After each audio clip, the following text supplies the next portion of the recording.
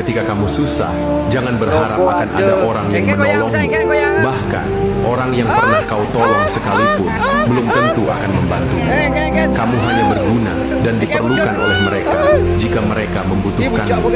Jika kamu tidak bermanfaat apapun, jangan berharap mereka akan peduli kepadamu.